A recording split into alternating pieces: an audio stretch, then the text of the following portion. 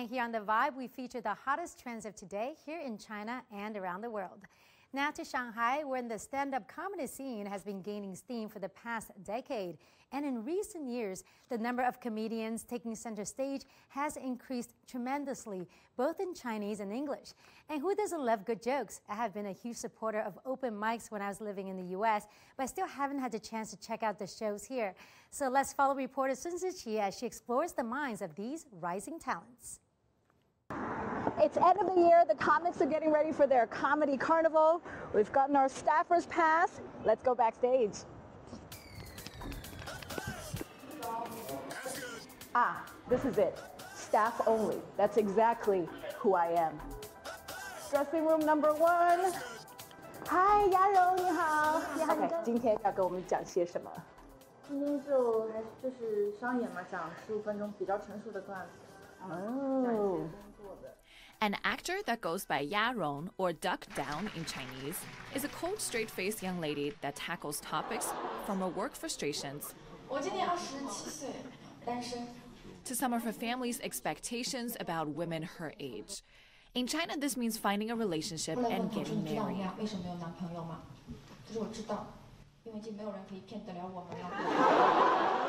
She has a full-time job like most comedians who perform that night. Many started out because they wanted to improve their public speaking.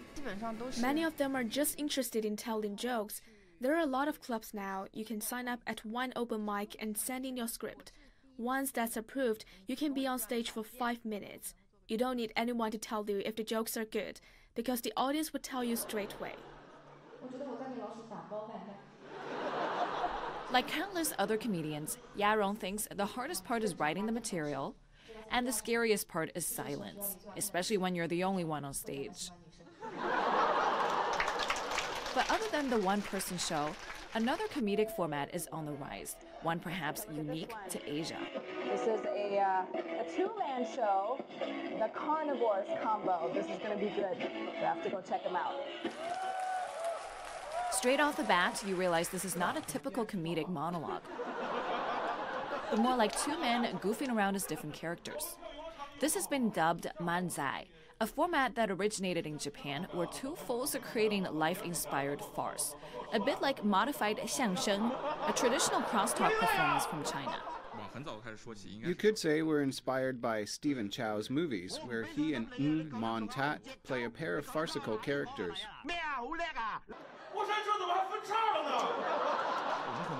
We don't have that much interaction with the audience. It's mostly between us. Let's say we're presenting a clothing store. The comedy comes from our interaction and how we present the scene. To understand any kind of joke is an acquired skill, but the audience of mostly young adults had no problems cracking up at this new format. The duo got the most laughs that night. As for comics performing in English, it's approaching 9 o'clock, and we're going to a secret location. It's an open mic session, meaning it's kind of like an out-of-town preview, and the comics will be testing out their jokes before they show it to a real audience. A tiny theater means solid crowd work is obligatory. How did you tell your girlfriend what you are doing right now? So why? You don't have other things to do. Don't give up just because you don't know the English word. Try again. Here, comedians build more on cultural nuances, misunderstandings, and the trap of life itself. I don't even have to pretend to be Thai to get free food. And you'll find a friendlier audience that's greatly empathetic. First of all, they take everything for real, right? And they, when you talk about something, for example, like, oh, I broke up with my boyfriend. Oh.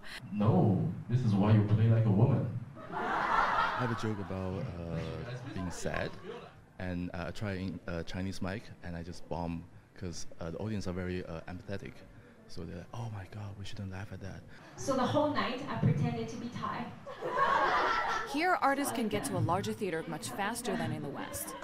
Ian Badenhorst knows that, as he's been training English language comics in Shanghai for years. In China, there's hundreds and hundreds of people signing up to do these things. These beginners are going onto stages that are packed, and that kind of exposure to real audience that soon in your career is definitely going to make you stronger as a comic. That doesn't exist in the West. That is, of course, the sign of a market that's far from mature.